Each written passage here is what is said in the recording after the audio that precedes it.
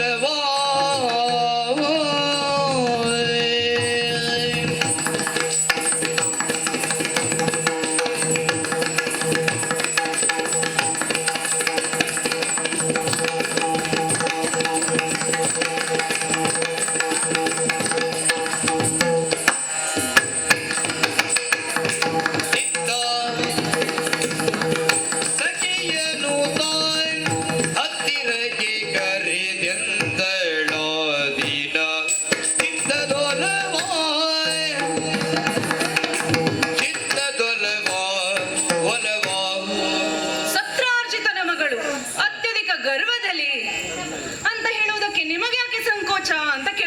ನಾವೇನಿಲ್ಲಪ್ಪ, ಇದ್ದ ವಿಷಯ ಇದ್ದ ಹಾಗೆ ಹೇಳಬೇಕಲ್ವಾ? ಮತ್ತೆ ನನಗೆ ಸಮಾಧಾನ ಆಗುತ್ತದೆ ಅಂತ ಹರುಷದಲ್ಲಿ ಅಂತ ಹೇಳುವುದು ಬೇಡ. ಹೌದು, ಹರುಷದಲ್ಲಿ ಇರುವ ಕಾಲ ಮೊದಲಾಗಿತ್ತು, ಈಗ ಕಾಲ ಬದಲಾಗಿದೆ. ಸತ್ಯಭಾಮೆಯೂ ಬದಲಾಗಿದ್ದಾಳೆ, ಅವಳ ಬದುಕೆನ್ನುವುದನ್ನು ಬದಲಾಯಿಸಿಕೊಂಡಿದ್ದಾಳೆ. ಹೌದು, ಸತ್ಯಭಾಮೆಗೆ ಗರ್ವ, ಹೌದು, ಸತ್ಯಭಾಮೆಗೆ ಅಹಂಕಾರ, ಹೌದು. ಯಾಕಿರಬಾರದು ಅಂತ ಕೇಳ್ತೇನೆ. ನಿಮಗೊಂದು ವಿಶೇಷ ಗೊತ್ತುಂಟಾ? ಈಗ ಚಂದ್ರನಿಗೆ ವೃದ್ಧಿ ಮತ್ತು ಕ್ಷಯ ದೋಷ ಇಲ್ಲವಾ? ಹಾಗಂತ ಚಂದ್ರನನ್ನು ಯಾರಾದ್ರೂ ಕಡೆಗಣಿಸಿದ್ದಾರಾ? ಇಲ್ಲವೇ ಇಲ್ಲ. ಇನ್ನು ಸಮುದ್ರದ ನೀರು ಉಪ್ಪು, ಅದು ದೋಷ. ಹಾಗಂತ ಯಾರಾದರೂ ಸಮುದ್ರನನ್ನ ಕಡೆಗಣಿಸಿದ್ದಾರಾ? ಇಲ್ಲವೇ ಇಲ್ಲ. ಅದೇ ರೀತಿಯಲ್ಲಿ ಸತ್ಯಭಾಮೆಗೆ ಗರ್ವ ಅದು ದೋಷ ಅಲ್ಲ ಸ್ವಾಮಿ, ಅದು ಭೂಷಣ. ಗರ್ವಕ್ಕೆ ಒಂದು ಬೆಲೆ ಬಂದಿದೆ ಅಂತ ಆದರೆ ಅದು ನನ್ನಿಂದಲಾಗಿ ಗರ್ವಕ್ಕೆ ಒಂದು ಯೋಗ್ಯತೆ ಬಂದಿದೆ, ಗೊತ್ತುಂಟಾ? ಆದರೆ ಮೊದಲು ನಾನು ಈಗ ಇರಲಿಲ್ಲ, ಇಷ್ಟು ಗರ್ವಿಷ್ಠ ಇರಲಿಲ್ಲ. ಮದುವೆ ಪೂರ್ವದಲ್ಲಿ ನಾನೊಬ್ಳು ಸೌಮ್ಯ ಸ್ವಭಾವದವಳೆ ಆಗಿದ್ದೆ ಸ್ವಾಮಿ. ಮೊದಲು ಸೌಮ್ಯ, ಈಗ ಮದುವೆ ಆದ ನಂತರ ನಮ್ಮವರನ್ನೆಲ್ಲ ನೋಡಿ ನಾನು ಕಲಿತುಕೊಂಡದ್ದು. ಹೌದಪ್ಪ, ಯಾವುದಕ್ಕೂ ಬೇಡದೇ ಇದ್ದವರು ಕೃಷ್ಣನನ್ನು ಮದುವೆ ಆದ ಕಾರಣದಿಂದ ಮಾತ್ರ ಆಗಿ ನಾವೆಲ್ಲ ಕೃಷ್ಣನ ಮಾಡಿದರು ಅಂತ ಇವರಿಗೆ ಸೊಕ್ಕು ಬಂದ್ಬಿಟ್ಟಿದೆ. ಇವರೆಲ್ಲ ಕೃಷ್ಣನಿಗೆ ಸೋತು ಬಂದವರು, ನಾನು ಹಾಗಲ್ಲ. ಕೃಷ್ಣನೇ ನನಗೆ ಸೋತು ಬಂದದ್ದು, ಗೊತ್ತುಂಟಾ? ಹೇಗೆ ಸೋತದ್ದು ಅಂತ ಕೇಳಿದರೆ, ಶಮಂತಕಮಣಿಯ ಪ್ರಕರಣದಲ್ಲಿ ನನ್ನಪ್ಪ ಮತ್ತು ಕೃಷ್ಣನಿಗೆ ವಯಮನಸ್ಸುಂಟಾಯಿತಂತೆ. ಆಗ ನನ್ನಪ್ಪ ಆ ಮಣಿಯನ್ನು ಕೃಷ್ಣನಿಗೆ ಕೊಟ್ಟರು. ಅವರು ಕೇಳಿದ್ದಾದರೂ ಏನು? ಕೃಷ್ಣ, ನನ್ನ ಮಗಳನ್ನು ನಿನಗೆ ಕೊಟ್ಟು ಮದುವೆ ಮಾಡುತ್ತೇನೆ, ಆ ಮುಖೇನ ಈ ಸಂಬಂಧ ಮುಂದುವರಿಯಲಿ ಎನ್ನುವ ಕಾರಣಕ್ಕಾಗಿ ಆ ಮಣಿಯನ್ನು ಕೊಟ್ಟರು. ಆಗ ಕೃಷ್ಣ ಒಪ್ಪಲಿಲ್ವಾ? ಅಡ್ಡಿಲ್ಲ ಅಂತ ಹೇಳಲಿಲ್ವಾ? ಅಪ್ಪ ನನ್ನಲ್ಲಿ ಕೇಳಿದುಂಟಾ ಮದುವೆ ಆಗುತ್ತೀಯಾ ಅಂತ? ಇಲ್ಲ.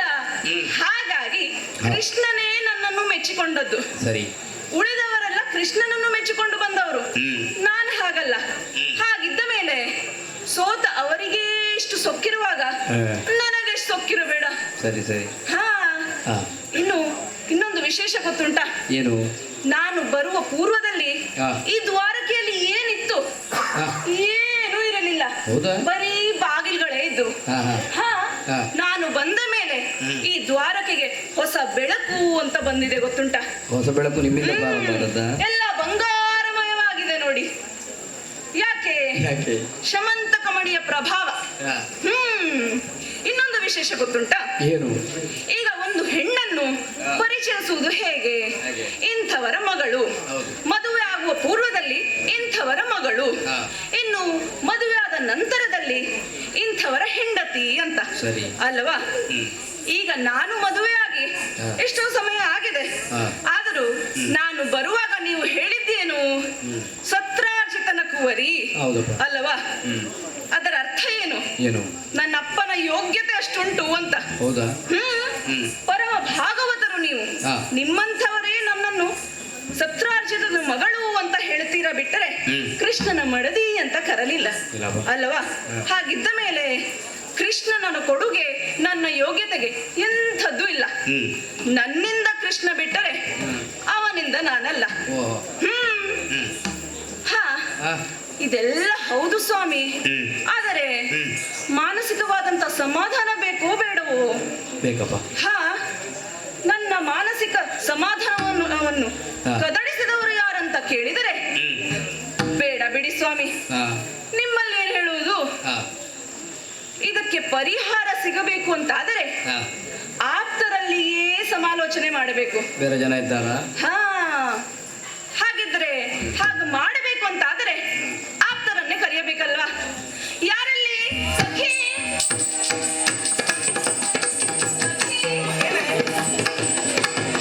ಅಲ್ಲ, ನಿನ್ನ ನೋಡಿದ್ದೇನೋ ಸಂತೋಷವಾಯ್ತು. ಆದರೆ ಸಖಿ, ಬಹಳ ಬೇಸರದಲ್ಲಿದ್ದೇನೆ ನಾನು. ಯಾಕೆ? ಬೇಸರವೇ ಗೆಳತಿ. ಏನಾಯ್ತು? ಗೆಳತಿ, ಏನೇ? ಗೆಳತಿ. ಪಾರನ್ಯಾಗಿ ಮಾರ ಜನಕ ಸಾರದಾಖಿ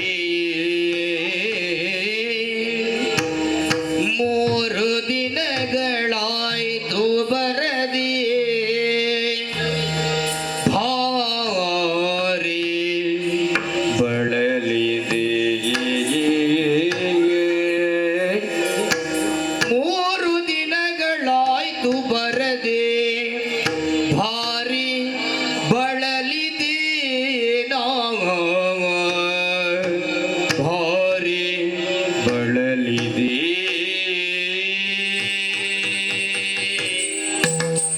ಪಾರನ್ಯಾಗಿ ಮಾರ ಜನಕ ಸಾರ ಸಾಕಿ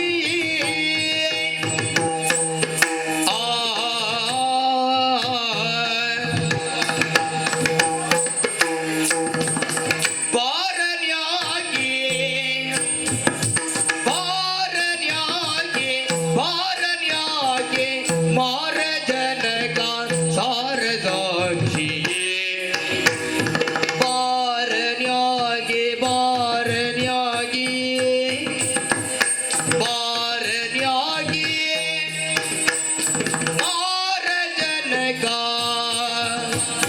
ಮಾರ ಜನಕ ಮಾರ ಜನಕ ಸಾರದಾಖಿಯೇ ಪಾರನ್ಯಾಗಿ ಪಾರನ್ಯಾಗಿ ಪಾರನ್ಯಾಗಿ ಮಾರ ಜನಕ ಮಾರ ಜನಕ ಮಾರ ಜನಕ ಸಾರದಾಖಿಯೇ ಮೂರು ದಿನಗಳಾಯ್ತು ಬರದೆ ಭಾರಿ ಬಳಲಿದೆ. ಮೂರು ದಿನಗಳಾಯ್ತು ಮೂರು ದಿನಗಳಾಯ್ತು ಬರದೆ ಭಾರಿ ಬಳಲಿದೆ ಭಾರಿ ಬಳಲಿದೆ. ಸಖಿಯೇ ಭಾರಿ ಬಳಲಿದೆ. ಮೂರು ದಿನಗಳಾಯ್ತು ಬರದಿ ಮೂರು ಮೂರು ದಿನಗಳಾಯ್ತು ಬರದೆ ಭಾರಿ ಬಳಲಿದೆ ಭಾರಿ ಬಳಲಿದೆ. ಪಾರನ್ಯಾಗೆ ಮಾರ ಜನಗದಾರದಾಗಿಯೇ ಮೂರು ದಿನಗಳಾಯ್ತು ಬರದೆ ಭಾರಿ ಬಳಲಿದೆ.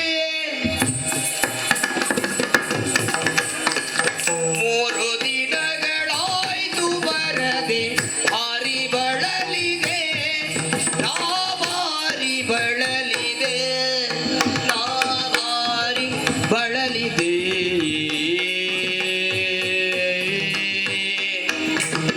ಆ ಆ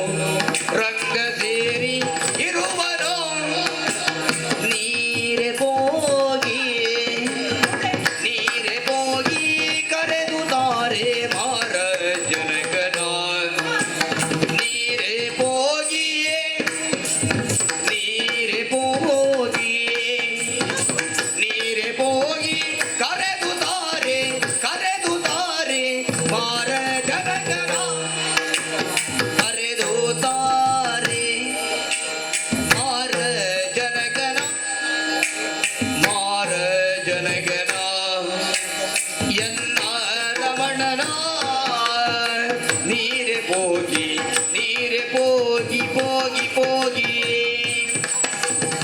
ನೀರೆ ಹೋಗಿ ಕರೆದು ತಾರೆ ಮಾರ ಜನಗನ ಮಾರ ಜನಗನ ಮಾರ ಜನಗನ ಸಖಿಯೇ ಎನ್ನ ರಮಣನ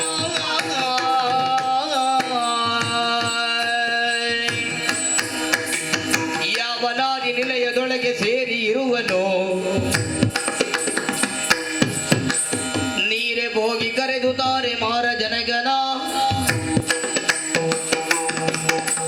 ನೀರೆ ಹೋಗಿ ಕರೆದು ತಾರೆ ಮಾರ ಜನಗನ ನೀಯೇ ಎನ್ನ ರಮಣನ ಮಾರ ಜನಗನ ಎನ್ನ ರಮಣನ ಮಾರನ್ಯಾಕೆ ಮಾರ ಜನಗ ಸಾರದಾಕಿಯೇ ಮೂರು ದಿನಗಳಾಯ್ತು ಬರದೆ ಭಾರಿ ಬಳಲಿದೆ ಬಳಲಿದೆ ಬಳಲಿದೆ ಭಾರಿ ಬಳಲಿದೆ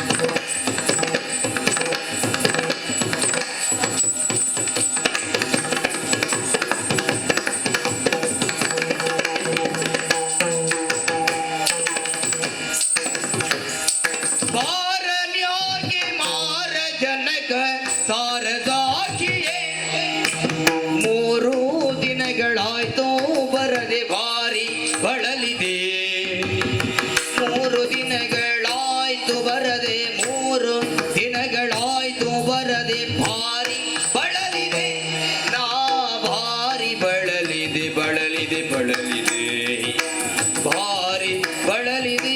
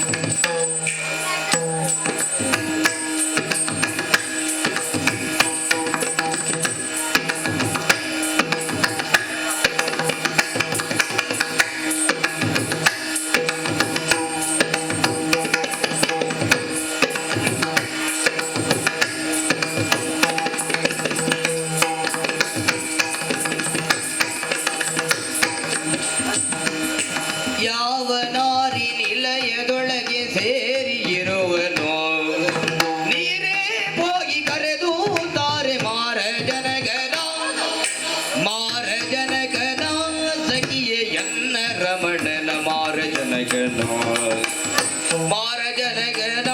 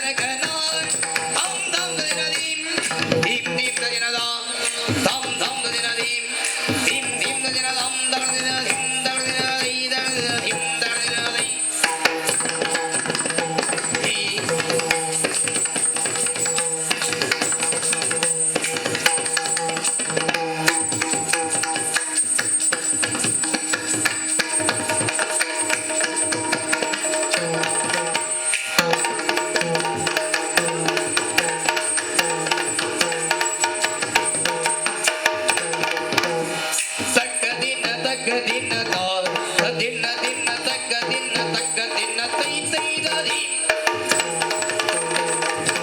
ತೈ ತೈ ತೈ ತೈ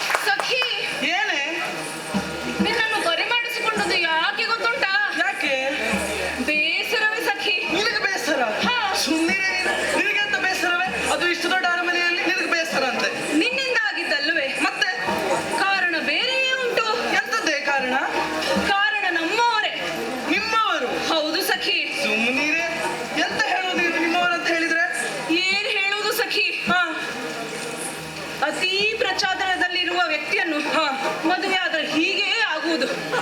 ಬಹಳ ಅನುಭವದ ಮಾತಾ.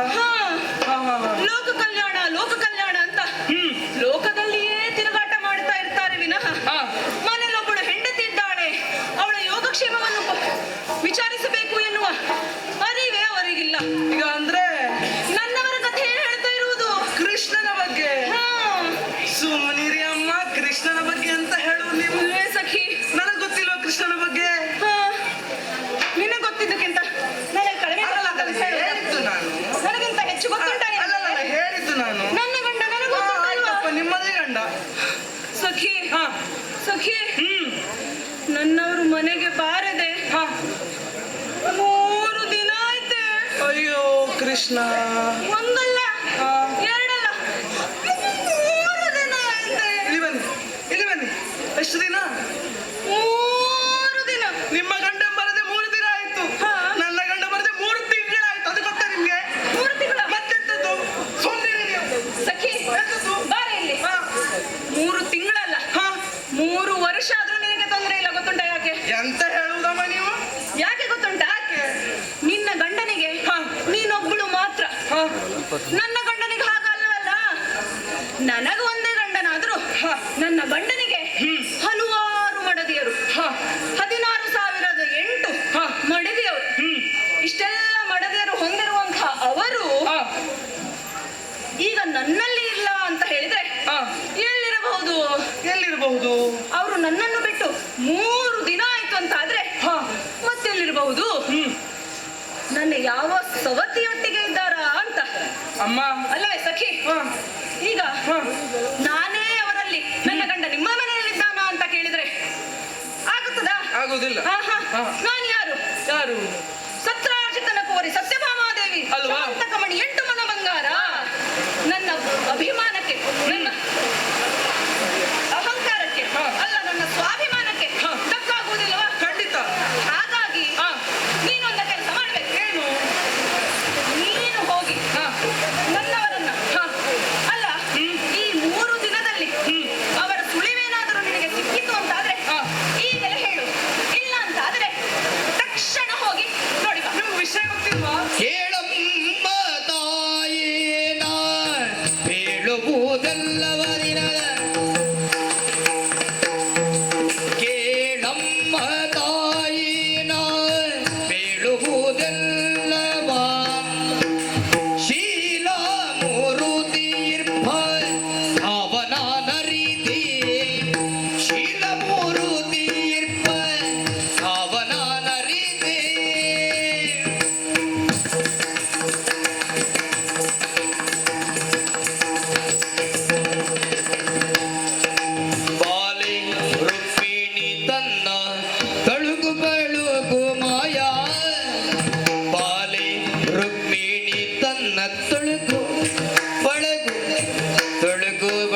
ತುಳುಗು ಬಳಗು ತುಳುಗು